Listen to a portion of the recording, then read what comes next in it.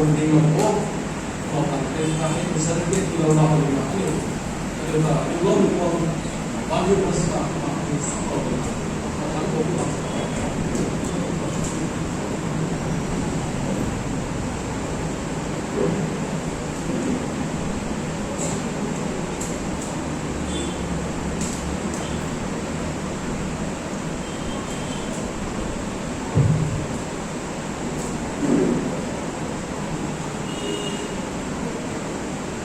Thầy, anh được bằng phòng đó là cái vùng bài đâu bằng cũng định là KCFC cũng định cũng định cũng nên là học cùng là bằng thầy sẽ để làm cái này học cùng là nó vẫn được hay xuân thầy lúc toàn này cái này là cái này mình học resma toàn này cái thuộc mình học cũng làm nhiều việc mày và đại mình học gồm mày việc mày cái điều quan trọng là sẽ hay có một cái sự Christ đã phải bao thì thầy hôm nay tân linh viên của thầy các bạn một lúc được về các bạn hơn ai thấy sự lý động thầy luôn người ta cái điều về lao động là sẽ về sau khi sửa thầy cái điều khoan cái điều sẽ được kiến là hệ của mình sẽ có thầy pastor đoán của mình là lao động đi không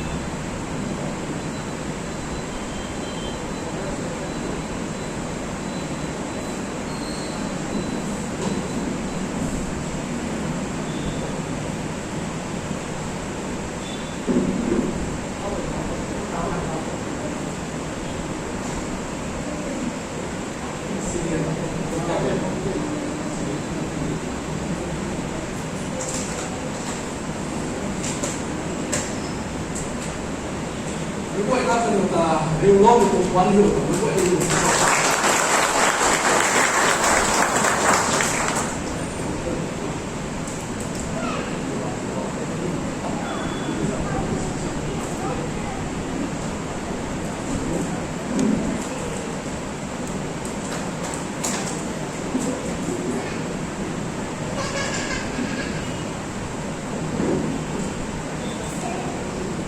điều cùng thầy xin chào các thầy có điều tôi là quậy kho so với số đồ này ngay mua tiền tiền thầy cũng đi buôn sống như thế cũng có thể chúng ta lọc tàu một quên là xin năm của cô mà xin năm củaเราไปนำอาเดียนได้นำตัวเข้านะเดี๋ยวบอกว่าไปทำสังข้อสั่งเข้านะเดี๋ยวบอกไปพูดว่าสั่งข้อพวกเราตามไม่ได้ทุกท่านี่ดูไปเราดีละดูตามเราเล่นดูว่าอันนี้มาตาค่ะอันนี้คนปักแต่เราไม่ปรุงแต่ผมบอกเป็นสุดสานปักแต่เราไม่ปรุงแต่นิ่งเต่าเลยสิเซนเรียนโน้ตเล่นแค่คนพูดเป็นอะไรที่พูดเป็นอะไรที่สวยแบบโอ้ผมบอกเล่นดูว่าอันนี้มีกีฬาคนละที่ต่างปักเสร็จเดี๋ยวดูตามเล่นดูว่าอันนี้เซนเรียนแบบนี้ที่ต่างกันอันนี้มีกีฬาคนละที่ต่างอันนี้ปักเสร็จกีฬาคนละที่ให้ที่ผมบอกนะบอกทีนี้สิ่งที่เราเข้าหรือว่าสิ่งที่เราเนี่ยตะลุงแท้พวกเราใจพวกเราใจที่ฝักที่จะอยู่นิ่งเราเราทุกคนเราไม่รู้ว่ามันนิ่งทั้งหมดแบบอาเบียนก็เป็นอะไรนี่ที่เราพวกเราไปเล่นได้ที่อยู่ตัวขึ้นมาโดยสุดนี้ให้มาดูใจก็มันสั่งก็โอเคดูส่วนที่เป็นอะไรมาสุดนี้ให้กาแฟ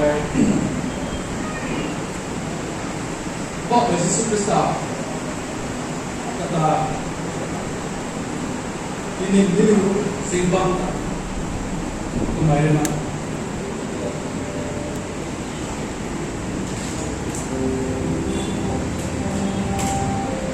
ที่ให้นั่งอยู่บางเลยบางคนเราไม่รู้ใช่นั่งอยู่มากแต่นิ่งต่ออยู่ใช่ไหมก็ได้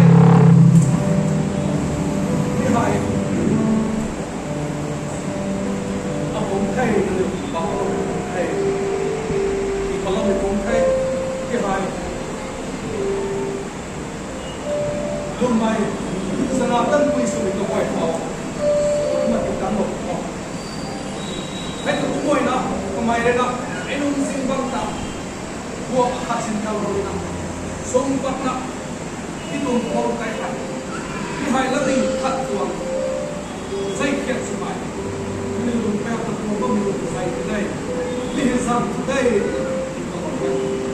dùng lâu này tăng cường sân nào sự khỏe dân các tổng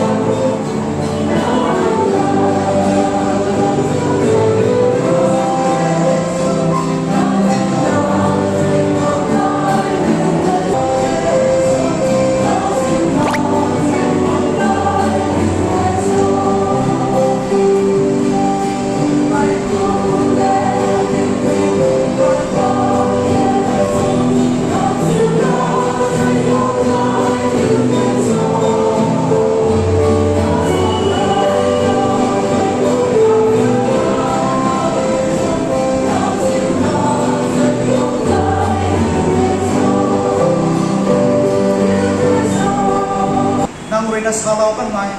nang ruina ani uai khan nang pung kat palau na ani uai khan au pari cross ka ai long mai ta ani uai ning tau darai ani uai pung pak sen ko yai asai kubang mai rawang ani uai nang ta ning tau mai suna ani uai ta ka tu na ta na ba mai rawang nang pan re khai nang ta thoi ko khai ko ba ani uai khau nang tu sayam bu na nang re na dau da yu khan ring mai kian tingkang bukai ni tian Yesus nang sana ti ko ay katulang do na yai amen lolina nang zai sung pa lolina apong su thau tuna sung pa lolina tung zai tai aniu zai khia suna ang taning tau na ta da ba mi hai ara ko aniu liu kai lina lum pele ka za na ta da ba mi hai nang le zang zia lo ta tuai na kum tan ti kai lo ani ho pi kan ti nai san ani pan ti nai san nang ni na hai pum lo mo ta na din lo me to kan zum ni ka mo ta ti lo ta ti wa to na ti so to na ni sa ma ni wa ko bai ta mo na to bai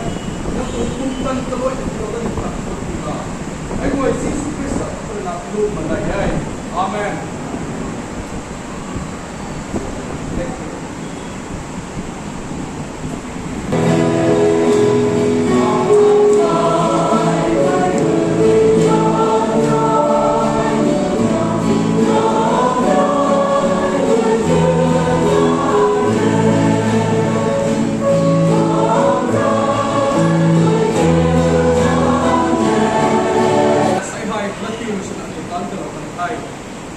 kan ni to zik kan ni dai ra ko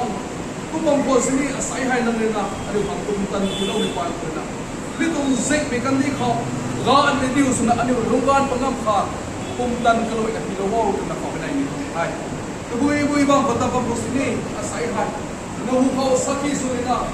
ai nang ko ti pa nang zai a ka sum ba to hai ai nang zai ki thai na ba to tan ta ang bukak ni na tan ko lo ke pang ka ta ka nang tamin tau ko tum tan kaให้ด้วยซีสุคริสต์เป็นคนผู้นักในใหญ่อาเมนพุทธบังคับ